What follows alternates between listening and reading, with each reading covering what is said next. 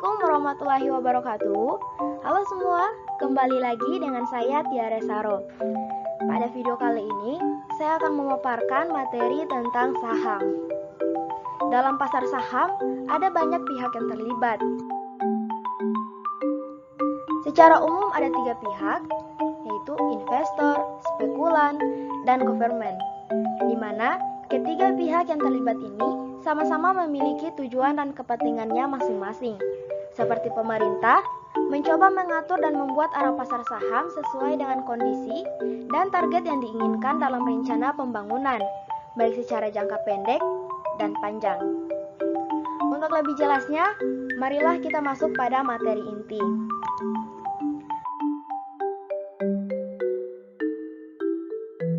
Apa itu saham?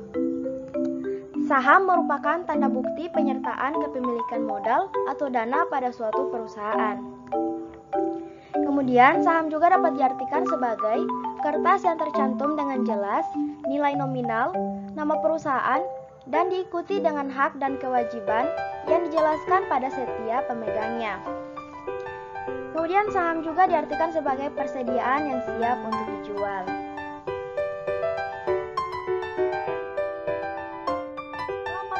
Ada 2 jenis saham yang paling umum dikenal oleh publik, yaitu common stock dan preferred stock. Apa itu common stock? Common stock atau saham biasa adalah suatu surat berharga yang dijual oleh suatu perusahaan yang menjelaskan nilai nominal, di mana pemegangnya diberikan hak untuk mengikuti rapat umum pemegang saham dan rapat umum pemegang saham luar biasa, serta berhak untuk menentukan membeli right issue atau penjualan saham terbatas atau tidak, yang selanjutnya di akhir tahun akan memperoleh keuntungan dalam bentuk dividen. Kemudian apa itu preferred stock? Preferred stock atau saham istimewa adalah suatu surat berharga yang dijual oleh suatu perusahaan yang menjelaskan nilai nominal, di mana pemegangnya akan memperoleh pendapatan tetap dalam bentuk dividen yang akan diterima setiap kuartal atau 3 bulan.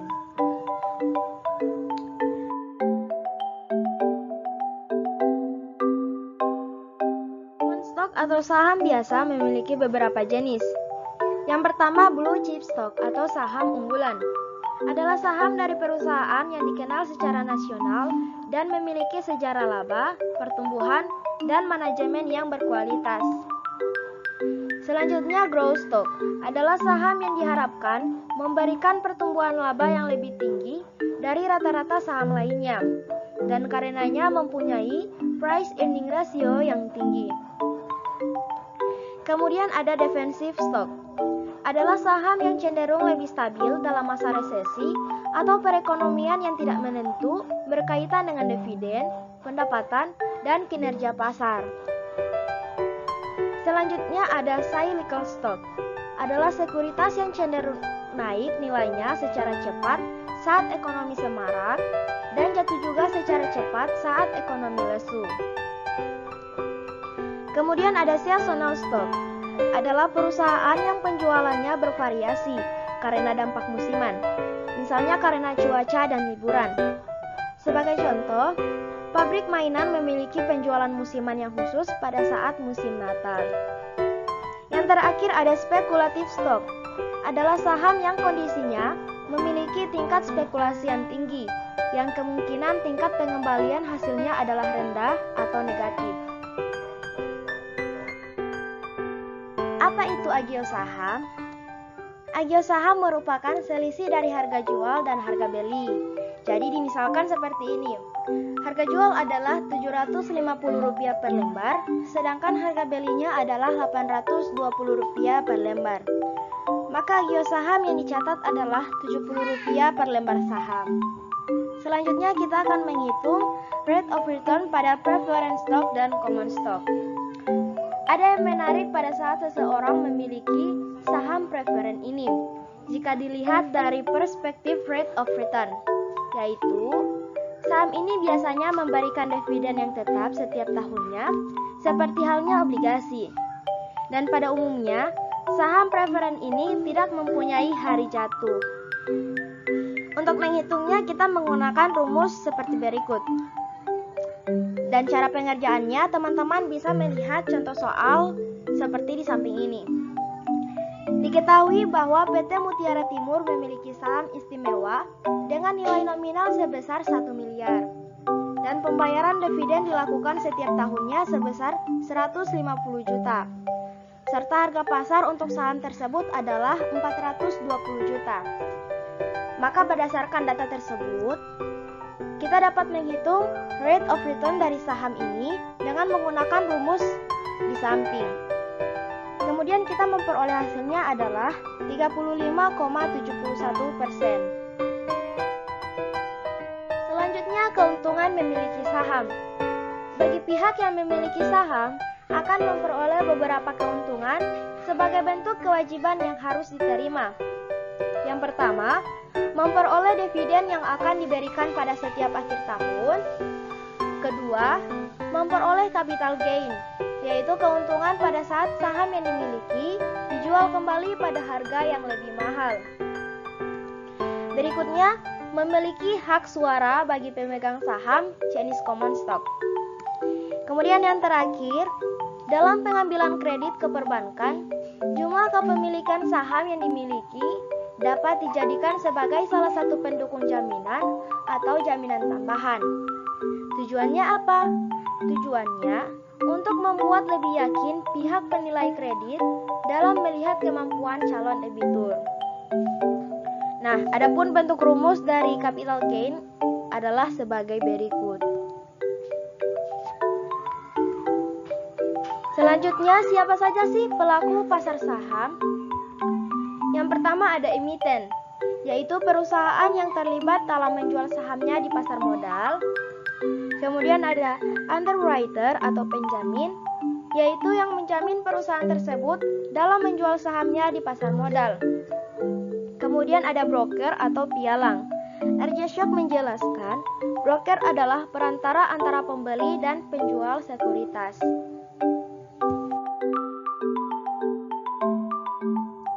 Sekarang kita akan menghitung keuntungan yang diharapkan dari saham. Adapun rumus yang kita gunakan adalah sebagai berikut. Untuk lebih jelasnya, silakan teman-teman perhatikan contoh soal. Manajer keuangan PT Balaputra Dewa melakukan analisis keuangan pada perusahaannya. Dividen tahun pertama yang diperoleh sebesar 5.000. Adapun harga beli dan harga jual masing-masing sebesar Rp250 dan Rp270. Maka, berdasarkan data tersebut, kita dapat menghitung keuntungan yang diharapkan dari saham dengan menggunakan rumus di atas. Sehingga diperoleh hasilnya adalah Rp20,80. Selanjutnya, kita akan menghitung nilai buku per lembar saham. Adapun rumus yang kita gunakan adalah sebagai berikut. Silakan teman-teman perhatikan contoh soal. Diketahui bahwa nilai total ekuitas PT Murti Abadi adalah 4 miliar dan jumlah saham yang beredar sebanyak 15 lot. Maka nilai buku per lembarnya adalah, sebelumnya kita harus ketahui terlebih dahulu 15 lot itu berapa lembar saham. Di sini diketahui 1 lot adalah 500 lembar saham, maka 15 lot sama dengan 7.500. Setelah itu kita masukkan nilai-nilai tadi pada rumus yang di atas, maka diperoleh nilai buku per lembarnya adalah 533.333,33. Lanjut, kita akan menghitung pembayaran dividen yang tidak teratur. Dalam kondisi tertentu, perusahaan kadangkala melakukan pembayaran dividen yang tidak teratur setiap waktunya. Dan itu terjadi bukan disengaja, namun tentunya didasarkan dengan berbagai alasan. Rumus yang kita gunakan adalah, silakan teman-teman perhatikan kembali contoh soal. Sebuah perusahaan membayarkan dividen selama 8 periode sebagai berikut. Dan dimisalkan, tingkat diskontonya adalah konstan, yaitu 5% tiap periodenya. Maka kita dapat menghitung nilai intrinsik saham tersebut berdasarkan rumus di atas.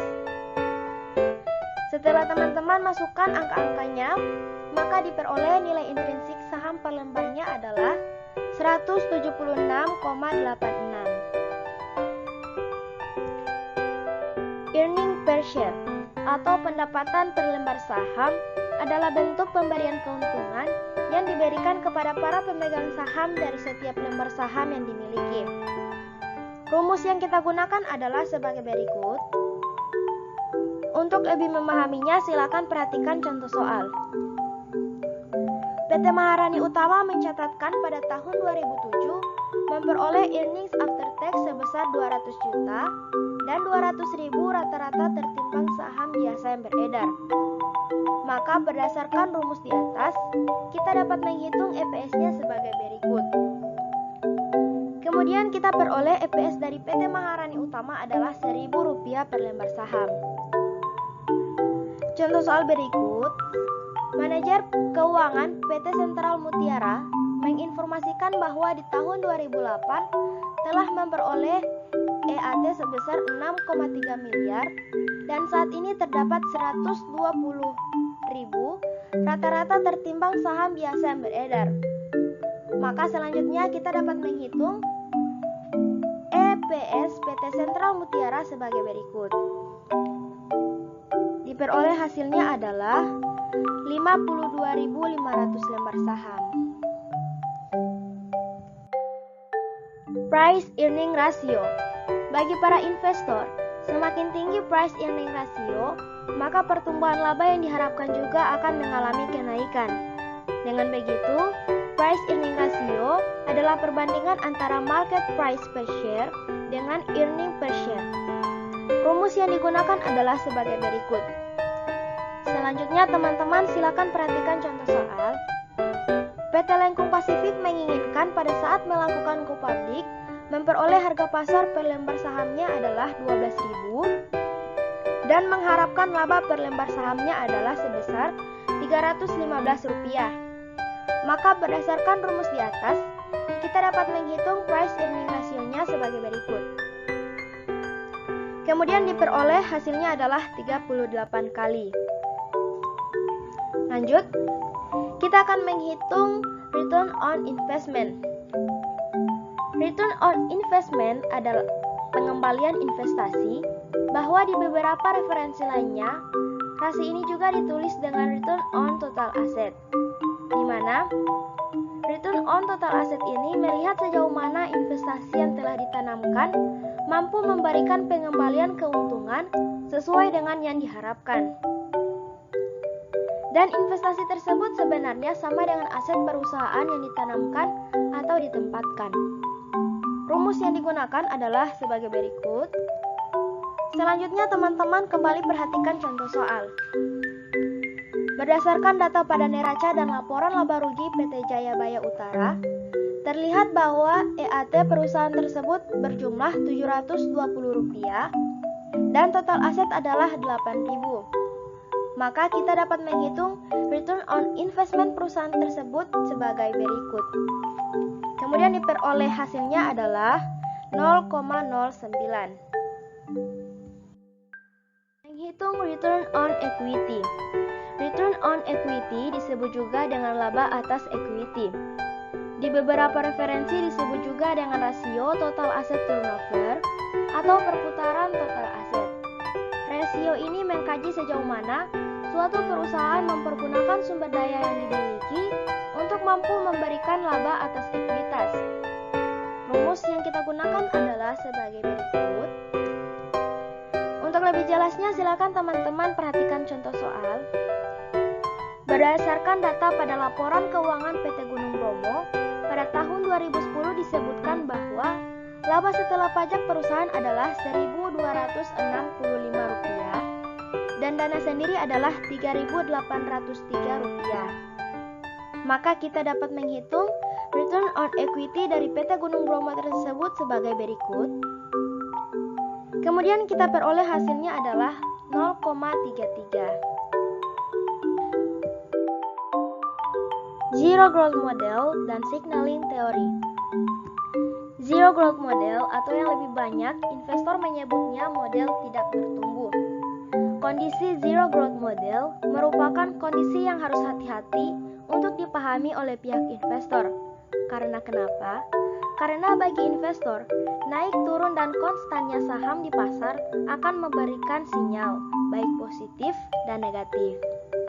Adapun pengertian dari signaling theory adalah teori yang membahas tentang naik turunnya harga di pasar sehingga akan memberi pengaruh pada keputusan investor.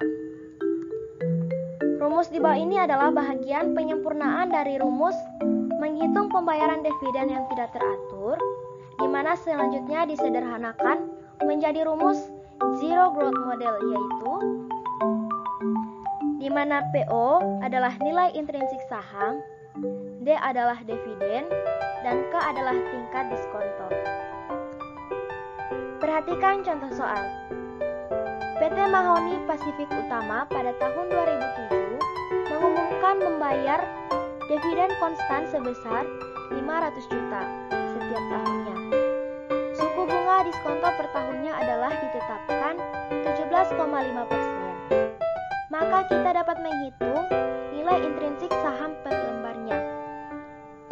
Kemudian kita peroleh hasilnya adalah 2.842.142.857 rupiah. Gordon Growth Model.